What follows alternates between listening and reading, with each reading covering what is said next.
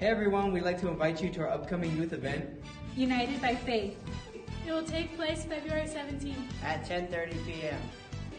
We will have praise and worship, and joining us will be the churches of Elim Visalia, Elim Palmdale, Elim Vallejo, APDM Phoenix, Arizona, and our home church, APDM Reseda. Imparting the word will be Pastor Headstone Sarasua. One mind, one love, one accord, one purpose, united by faith.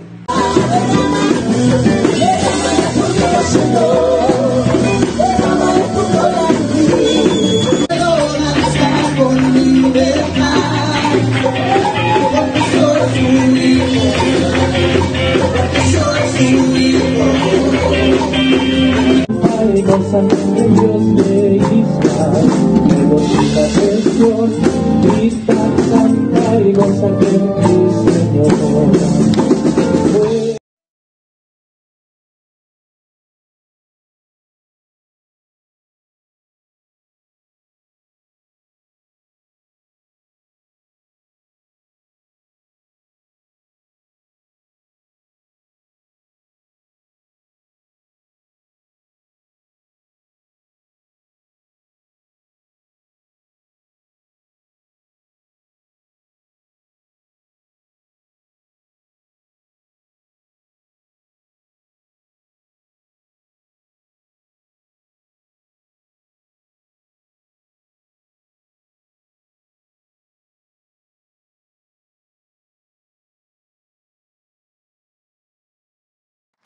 Dios me los bendiga, mis hermanos.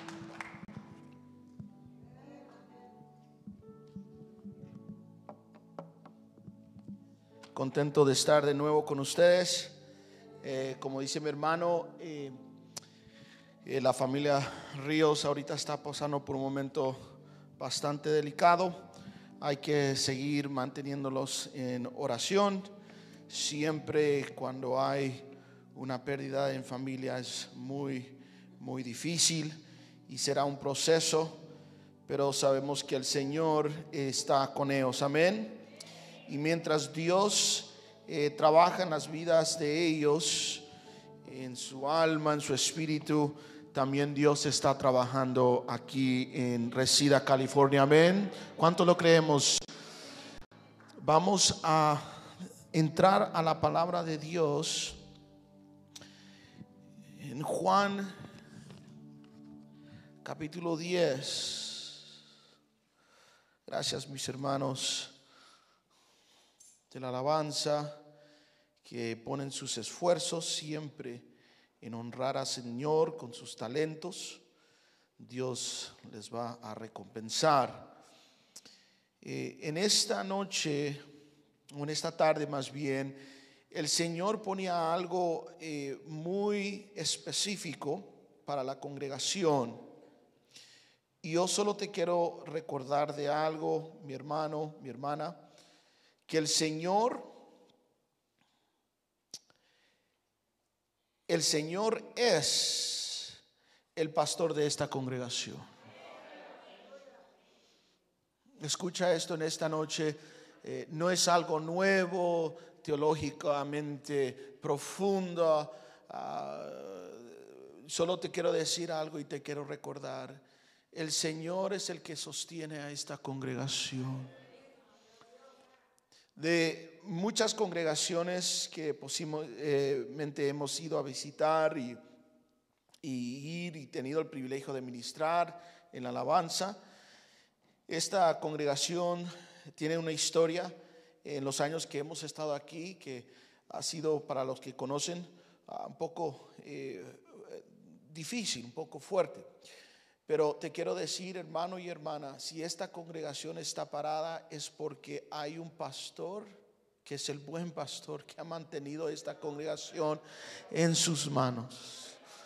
Y te quiero solamente recordar, es lo que vine a hacer en esta noche, es recordar que es el Señor que sostiene esta congregación. Y entonces, si Él sostiene esta congregación, va a haber fruto. En algún momento Dios va a traer lo que tiene que traer a esta congregación y a esta ciudad.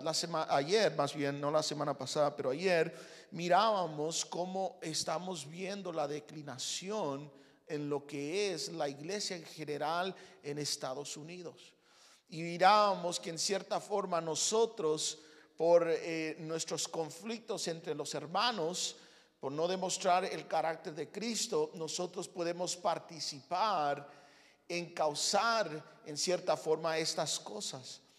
Pero cuando mirábamos esto, el Señor también ponía en mi corazón, porque unos pueden salir de una iglesia diciendo como oyendo los datos de cómo la iglesia está declinando y la asistencia y esto y lo otro. Pero te quiero decir, siempre que hay en cierta forma división, en cierta forma en toda la Biblia que hay una división, que un pueblo se va, que hay problemas, siempre el Señor trabaja con remanente. Siempre el Señor tiene a un grupo de personas que se permanecen fiel. Siempre el Señor está pendiente de un grupo de personas que están dispuestos a poner las cosas que no son tan importantes a un lado y enfocarse en el Dios verdadero, al Dios santo, al Dios grande. Y cuando este grupo de personas se enfocan en el Dios grande, en el Dios todopoderoso, entonces Dios empieza a actuar. Entonces te quiero decir esto, aunque la iglesia en general en Estados Unidos puede que esté en números muy grandes y preocupantes, declinando, te quiero decir esto, el poder de Dios no se está declinando. La palabra de Dios, oye esto, la palabra de Dios dentro de la congregación no se está declinando. Él mismo dice su palabra, Él es el mismo de ayer, de hoy y por todos los siglos. Entonces el mismo Dios que visitó a esta nación hace cientos de años y en Europa y en otros lugares, es el mismo Dios que puede actuar en esta congregación. Te quiero decir esto, ahorita no sé si sabías, en lugares como el Medio Oriente, como en África, están viendo una explosión de lo que es el cristianismo. Y uno diría, ¿por qué comparas los números de lo que está pasando en la Asia, en África, en norte de Corea, donde ellos ahí realmente van en contra del evangelio? Y dices, ¿cómo la iglesia ahí está surgiendo en números increíblemente? Y en lugares como Europa y como Estados Unidos, donde se permite lugares así, que tú puedas venir sin que te ataquen o te vayan a amenazar, porque está declinando la iglesia. Es el mismo evangelio, es la misma palabra, es el mismo pastor que está. Pero ¿qué está pasando? Te quiero decir, ese poder que se está viendo en esos lugares, esas conversiones que están llegando, hermanos, nosotros vemos aquí que llegan a un estadio, llenan 40, 50 mil para escuchar a un evangelista. Decimos, wow, qué increíble. Tú sabes que en el África tienen reuniones donde llegan de 500,000 a 1,000,000 de personas en un estadio. Y se convierten en cientos de miles de personas. ¿Qué está pasando? Te quiero decir, es porque ellos han reconocido y entienden que hay un buen pastor que está atrás de ellos. Aunque no tengan todo, aunque no tengan el dinero que tú tienes. Tú sabes, solo viviendo en este país eres considerado entre las gentes más ricas del mundo. Hay personas, escucha esto, hay personas, la mayoría del mundo no tiene ni un auto para moverse. Y hay hermanos aquí que tienen hasta 3, 4 carros. Y le dicen, Señor, pero yo quiero el último modelo. No estoy satisfecho con lo que tengo. Solo por el hecho de tener una cuenta bancaria, con el hecho de tener ropa para vestirte todo un mes y todavía suplirte. Yo sé que las hermanitas van a decir, eso no es verdad, hermano. Tengo 100 pares de zapatos, pero me faltan 2 más para completar. No, estoy jugando. Solo por vivir en este país bendecido, no lo estoy diciendo yo, ve y búscalo. Eres considerado entre la gente más rica del mundo. Y uno diría, no, pero los ricos tienen millones, yo no tengo nada. Mira, yo te voy a decir algo. Si tú realmente amas a Dios, no por lo que tienes te hace rico. Yo solo te estoy diciendo lo que la gente dice, pero te quiero decir esto, aunque no tuvieras nada en tu cuenta, pero estás lleno de paz, llenos de amor, llenos de bondad, de esperanza, eres rico en los ojos de Dios. Eres rico. Entonces, yo cuando describía esto ayer, yo decía, wow, no lo podemos dejar así. Solo veamos la diferencia en lo que es cuando realmente entendemos el corazón del buen pastor. Porque tú y yo a veces pensamos, cuando decimos pastores, pensamos en personas, en gente que nos predica, en hermanos con que estuvimos, y decimos malos y buenos, malos y buenos. Y todos hemos hablado y hemos visto y hemos escuchado en alguna plática o algo. Casi por la mayoría es muy raro escuchar personas que dicen los pastores son buenos. Muy raro. Y eso que vengo en una familia pastoral, entonces la mayoría de gente no va a hablar esas pláticas conmigo.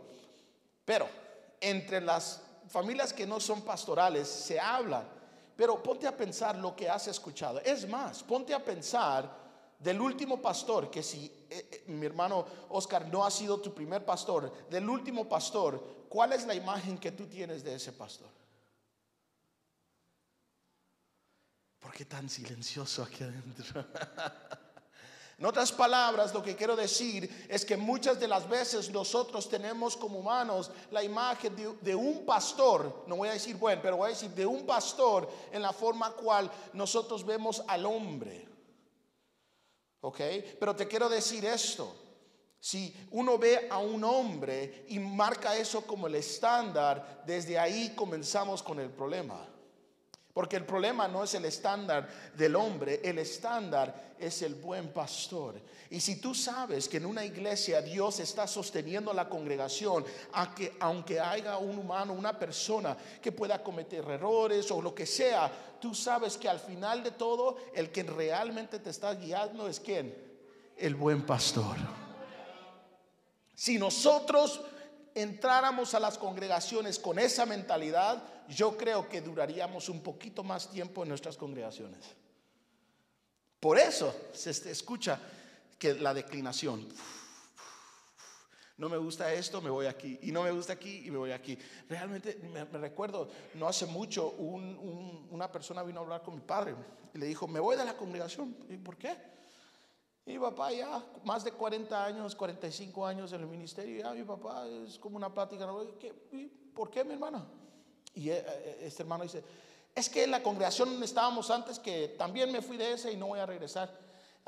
Dice, es que aquí, a diferencia, aquí la música no la tocan muy fuerte y a mí me gustan que las bocinas retumben.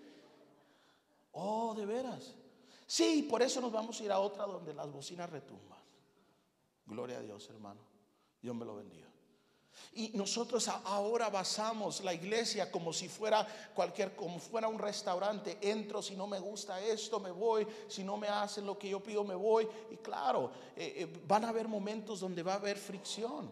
Eso lo hay entre familia todo el tiempo. Pero lo lindo es, lo final que hablamos ayer es que soportarnos unos con los que. Pero veamos, no perdamos la vista, hermanos. Es lo único que vengo a decirte en esta tarde. No perdamos la vista por ver a un hombre. Yo lo pongo por experiencia de mi padre. ¿Ok? Por experiencia de mi padre. O sea, yo te puedo decir, hermano, yo puedo, como hijo de pastor, ¿sabes cuántas veces han tratado de dividir y han dividido la iglesia de mi padre? Y digo, es la iglesia de Dios, pero la que el Señor le ha entregado a mi padre. Hermanos, desde el 86, 87 que hemos estado allá, yo puedo pensar, y eso que posible no conozco todas, unas 12 o 13 veces. Tú sabes lo que es trabajar donde no ha habido otra congregación y tú trabajas solo y poco a poco se van juntando y viene una persona y empieza a decir cosas y se lleva la mitad de la congregación. Tan fácil. Y tú y yo podemos tener un concepto de un pastor y decir, los pastores son buenos, los pastores son malos, los pastores esto, los pastores. Yo te quiero recordar, el estándar no es el humano que tú ves, el estándar es Dios. Y el mejor ejemplo de Dios fue Cristo cuando Él vino y dijo, yo soy el buen pastor. Entonces veamos unas características de Cristo, el buen pastor. ¿Cuántos creemos que Dios está aquí? Amén. Veamos aquí. Ve conmigo a Juan capítulo 10, versículo 1. Y mira lo que dice. Y vamos a leer hasta el versículo 6. En verdad os digo, el que no entra por la puerta en el redil de las ovejas, sino que sube por otra parte, ese es ladrón y salteador. Pero el que entra por la puerta es el pastor de las ovejas. A este le abre el portero y las ovejas oyen su voz. Llama a sus ovejas por nombre y las conduce afuera. Cuando saca todas las suyas y va delante de ellas, y las ovejas lo siguen porque conocen ¿qué? Su voz. Pero aún desconocido no seguirán, sino que huirán de él, porque no conocen la voz de los extraños. Versículo 6, Jesús le habló por medio de esta alegoría, pero ellos no entendieron qué era lo que les decía. Para entender esto, tenemos que ir para ver el corazón de Dios en el Antiguo Testamento, de lo importante de lo que era pastorear y qué severo y serio lo miraba Dios para lo que era los pastores en general sobre su pueblo. Un pastor es alguien que cuida de un redil, un líder que está velando por su pueblo, ¿ok? Entonces para el Señor uno diría, qué lindo, esto es lo que el Señor Jesús está diciendo. Pero para entender este concepto tenemos que ir y ver exactamente dónde Dios demuestra la importancia que Él le da al pastoreado de su redil. Ve conmigo a Ezequiel. Ahorita vamos a regresar a Ezequiel 34. ¿Por qué? Porque quiero que veamos aquí algo muy importante. Y mira, solo vamos a leer, voy a leer varios versículos, hermanos, como 15 versículos, y no lo hago, no es usual leer tanto. Te quiero dar la imagen, antes de entrar al Nuevo Testamento, cuál era el corazón de Dios para con su pueblo. Porque esa es la única forma. Si tú solo lees, yo soy el buen pastor, uno dice, wow, qué lindo. Pero hoy no hay, ¿cuántos pastores realmente tú conoces el día de hoy? No estoy hablando de pastores que como mi hermano Oscar, como mi padre, estoy hablando realmente que tienen ovejas. Tú y yo hoy en día, en esta era moderna, no conocemos bien realmente el concepto del pastoreado, pero veamos aquí el corazón de Dios y te vas a dar cuenta la seriedad en cual Dios realmente ve esto de lo que es un pastor. Mira lo que dice Ezequiel 34, versículo 1, dice: y vino a mí la palabra del Señor diciendo: hijo de hombre, profetiza contra los pastores de Israel. Profetiza y di a los pastores: así dice el Señor Dios, ay de los pastores de Israel que se apacientan a sí mismos. ¿No deben los pastores apacentar al rebaño? Coméis la grosura, os habéis vestido con la lana, degolláis la oveja engordada, pero no apacentáis el rebaño. Los débiles no habéis fortalecido, la enferma no habéis curado, la quebrada no habéis vendado, la descarriada no habéis hecho volver, la perdida no la habéis buscado, sino que las habéis dominado con dureza y severidad, y han sido dispersadas por falta de pastor, y se han convertido en alimento para toda fiera del campo, se han dispersado. Mis ovejas andaban errantes por todos los montes y por todo el collado alto. Mis ovejas han sido dispersadas por toda la faz de la tierra, sin haber quien las busque ni pregunte por ellas. Por tanto, pastores, versículo 7, oíd la palabra de Dios. Vivo yo, declara el Señor Dios, ya que mi rebaño se ha convertido en presa, que incluso mi rebaño se ha convertido en alimento para todas las fieras del campo por falta de pastor, y que mis pastores no han buscado mis ovejas, sino que los pastores se han apacentado a sí mismo y no han apacentado mi rebaño. Por tanto, pastores, oíd la palabra del Señor. Así dice el Señor, versículo 10: he aquí yo estoy contra los pastores y demandaré mi rebaño de su mano y los haré dejar de apacentar el rebaño. Así los pastores ya no se apacentarán más a sí mismos, sino que yo libraré mis ovejas de su boca y no serán más alimentos para ellos. Porque así dice el Señor Dios: he aquí yo mismo buscaré mis ovejas y velaré por ellas, como un pastor vela por su rebaño el día que está en medio de sus ovejas dispersa. Así que yo velaré por mis ovejas y las libraré de todos los lugares a donde fueron dispersadas en un día nublado y sombrío. Las sacaré de los pueblos y las juntaré de las tierras, las traeré a su propia tierra, las apacentaré en los montes de Israel, por las barrancas y por todos los lugares habitados del país. Las apacentaré en buenos pastos, y en los altos montes de Israel estará su apacentadero. Ahí reposarán en apacentadero bueno, y apacentarán en ricos pastos sobre los montes de Israel. Dime, hermano y hermana, si Dios en el Antiguo Testamento no miraba el pastoreado como algo verdaderamente seria. Imagínate, el Señor le está diciendo: ustedes, aquí está describiendo, esto es lo que ustedes han hecho, pero este es el estándar que yo quiero. Y como ustedes no lo han hecho correctamente, yo voy a tener que llegar a ellos y yo voy a ser su pastor. Eso te quiero decir, hermano, no confundas en decir que mi pastor, el último pastor que yo tuve. No. Mi pregunta es esto: ¿estás siguiendo al buen pastor? Muchas veces, siendo humanos, hacemos lo mismo. Siempre queremos ver la flaqueza de gente. Queremos ver dónde erran los hermanos y cómo los versículos usan equivocadamente. Y queremos ver las flaquezas de otras personas y decir: ese hermano no llega a la talla. Ese hermano, me recuerdo un hermano cuando él sí. Me recuerdo de otro hermano cuando él sí. Cuando la gloria de Dios. Eso es tener, qué bueno que Dios ha usado vasos, pero eso es lo único que son vasos. El verdadero pastor de pastores ni fue Pablo, quien escribió 13, unos dicen aún más, 14 libros de los 27 libros del Nuevo Testamento. Ni Pablo fue pastor de pastores. El que se sacrificó a lo máximo se llama Jesucristo. Él es el verdadero pastor. Y no solo es pastor, él es un buen pastor. Entonces hoy lo único que quiero hacer es recordarte para que tus ojos sean puestos en el autor y consumidor de tu fe. Él es el pastor verdadero. Entonces regresemos. Ahora ve conmigo rápidamente a Juan capítulo 10, porque aquí empieza el Señor a hablar.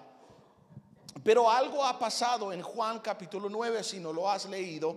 Prácticamente nació un ciego. No sé si se recuerdan. Un ciego viene y viene con Jesús. Jesús agarra lodo, escupe, lo hace lodo, lo pone en sus ojos y le dice: ve al estanque de Siloé. Ustedes ya lo han sabido, no tengo que recordarles. Lo sana. Pero ¿por qué voy a hablar sobre Juan 10 rápidamente? Pero para entender esto quise leer Ezequiel 34 para que veas cómo Dios miraba la importancia del pastoreado. Y ahora en el Nuevo Testamento estamos viendo el ejemplo de lo que él decía: ustedes lo único que hacen es dispersen. Mi pueblo, en vez de traerlo junto, ustedes lo rompen, lo sacan. En vez de apacentar a mi pueblo, ustedes lo que hacen es tratan de dividir. Y el buen ejemplo se ve en Juan capítulo 9. Y lo que pasa prácticamente, este ciego es sanado y vienen los fariseos y que dicen: queremos hablar con el ciego. ¿Cómo así? ¿Tú desde el nacimiento eres ciego? Sí, en lo absoluto, ok. Pero no te creemos, tenemos que hablar con tus padres. Y hablan con los padres y él les dice, hey, ahora él está proclamando que él es hijo de Dios. ¿Qué está pasando aquí? Se enojan. El punto es esto: Dios los sana en el versículo 7 y creo que en el versículo 33, alguien puede confirmar, 34, vienen ellos y se enojan tanto que lo expulsan de la iglesia, no de la iglesia, de la sinagoga. Y no solo es echado, es insultado y después lo sacan. Es el ejemplo que yo hablaba ayer a veces en la iglesia. Cristo murió en la cruz del Calvario para juntar a su pueblo, y ¿qué hacemos nosotros? Pero mira, su pueblo, su verdadero pueblo de Dios, del buen pastor, va a tener el corazón de un buen pastor. Aunque, ay, hermano, soy pastor. No, tranquilo. Estoy diciendo, un hijo, que los que tienen hijos, yo no tengo hijos, pero los que tienen hijos, cuando van creciendo ustedes han visto que los niños lo que hacen es copiar, es mimar, se dice así, a los padres, imitan, sí, muchas gracias, a sus padres. El papá se pone una corbata o algo, y ¿qué quiere hacer el niño? Ay, le da risa a uno. Pero lo grande es esto: el niño está viendo lo que papá está haciendo y lo quiere hacer igual. Lo mismo que en esta congregación conocemos al buen pastor. ¿Qué quiere decir? Si tú y yo somos hijos, ¿qué vamos a hacer? Exacto. Entonces, si yo, no siendo pastor, tú no siendo pastor, no vamos a imitar a Dios, hay un problema. Aunque yo sea pastor de título, que sea hasta profeta o apóstol de título, te estoy diciendo, no eres un impostor. En inglés es imposter. Es uno que finge, uno que actúa como si es, pero no lo es. Y te quiero decir, hermano, cuando uno se mete con el pueblo de Dios, cuidadito. Veamos. Entonces en Juan 9, no lo vamos a leer, el ciego, nacido ciego, es sanado, pero la iglesia en sí, los fariseos que se creían inteligentes, en vez de arroparlo y decirle gloria a Dios y ver lo que Dios ha hecho, vienen, lo insultan y lo expulsan. Era exactamente el ejemplo de que Dios dijo la razón por qué Él vino, por lo que estaba pasando en Ezequiel 34. Ahora veamos, hay 3 o 4 personas que hablan en Juan 10. Número 1, vas a ver el término portero, vas a ver pastor y vas a ver ladrón, ¿ok? Y vas a ver redil también. Pero el portero en sí era alguien, cuando pasaban por caminos difíciles, el pueblo de Dios, había ciertos lugares como refugios, ¿ok? Era un patio que tenía un portón, y en el portón tú le pagabas a uno que era un portero para que él prácticamente te abriera una puerta para que tú entraras con tu redil como pastor, entraras y cuidaras por un tiempo, la noche o un tiempo, si había una tormenta, para que estuvieran protegidos los diferentes rediles de animales que quisieran atacar o de gente que quiera venir a robar. Ese era el punto de un portero, es simplemente pararse a la puerta y abrirle al pastor y estar seguro que no dejara a nadie más entrar. Eso es el portero. Número 2, vas a ver la palabra del pastor. Ya sabemos el concepto, es alguien que cuida o vela por el redil. Y vas a ver otra palabra, el ladrón. Ladrón es lo que ya sabemos, una persona que tiene en su fin, su propósito es no velar por otros, sino velar por sí mismo. Entonces veamos Juan capítulo 10, versículo 1. En verdad os digo, el que no entra por la puerta en el redil de las ovejas, sino que sube por otra parte, ese es ¿qué? Ok, ¿qué está diciendo? El portero tiene que saber que es el pastor. Va a pagar para dejar a su redil entrar, ya cuando está todo protegido. Pero ¿qué hace el ladrón? El ladrón, como no le gusta pagar y lo que quiere es, en vez de dar, quiere tomar. Mira el corazón del ladrón. ¿Qué hace? Como yo no quiero pagar, entonces no me puedo ir por la puerta de enfrente, tengo que entrar, ¿por qué? Por detrás. Ya te estás describiendo el concepto de un ladrón. No solo hoy vamos a salir con la idea del buen pastor, pero hazte la pregunta: ¿eres parte del redil? Mira, sigamos. Mira, muy importante. Sino que sube por otra parte y es ladrón y salteador. Versículo 2. Pero el que entra por la puerta, ese es el pastor de las ovejas. Qué lindo, ¿verdad? Él entra con las ovejas. Pero mira las características de un pueblo que es parte del redil. Número 1, mira el versículo 3. A este le abre el portero y las ovejas, número 1, ¿qué? Oyen su voz. Ahora, esto es interesante porque el escuchar su voz, ellos en particularmente entienden que ellos están escuchando o identifican lo que están escuchando como el amo. Ahora, el pastoreado, solo te quiero decir esto: el pastor antes uno lo ve como alguien que nutre, que cuida y todo eso, pero el pastor antes, en el tiempo de Cristo y aún antes de esto, un pastor era alguien que determinaba y era un líder de ese pueblo, de decir, del redil, ¿ok? Entonces el pastor, el concepto de un pastor no era alguien solo que cuidaba, hoy no te vas para acá, hoy yo te voy a agarrar. No, era alguien que decía, vamos para acá, y todo el redil agarraba para acá. Y cuando una se iba lejos, por eso tenían el ejemplo de esa cosa redonda, larga, porque cuando se iba una, la jalaba. ¡Ah! Okay. El concepto de un pastor no es simplemente que habla, hola, vengan y todo. No. Ya ha entrenado su voz para su pueblo. Hay tiempo. Este concepto del versículo 3, que a este le abre el portero y las ovejas escuchan su voz. Lo primero, para que tú y yo sepamos si somos parte del redil, número 1, tú tienes que tener esa relación personal con Cristo. Eso es número 1.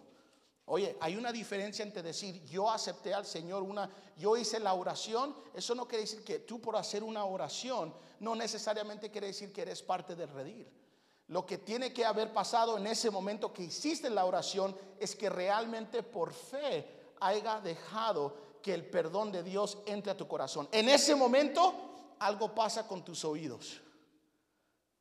Ya debes de empezar a escuchar la voz. Ya debo de empezar a anhelar escuchar la voz de Dios. Ya debo de yo empezar a abrir mi palabra y decir, wow, ¿qué es lo que Dios quiere hablarme en este día? Eso es un pueblo, un redil que escucha la voz de Dios. No uno que dice, ¿cuánto se va a tardar? Que les prometo que aquí tengo mi timer. ¿Cuánto se va a tardar este pastor? ¿Cuánto tiempo más? Ahí está pasando algo. A mí no me gusta escuchar prédica. Yo soy más de alabanzas. Hermano, la alabanza sale en sí de la palabra de Dios.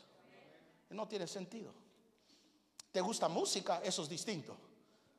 Entonces yo soy fanático a la música, no a la alabanza a Dios. Pero el verdadero pueblo de Dios, número 1, tiene una relación personal, porque no toma tiempo para entrenar, y para tiempo tengo que tener tiempo con esa oveja. Okay, eso es número 1. Si yo soy parte del redil, número 1, va a haber una relación personal. Yo voy a desear escuchar la voz de Dios. Hazte tu pregunta durante la semana: ¿tú deseas escuchar la voz de Dios?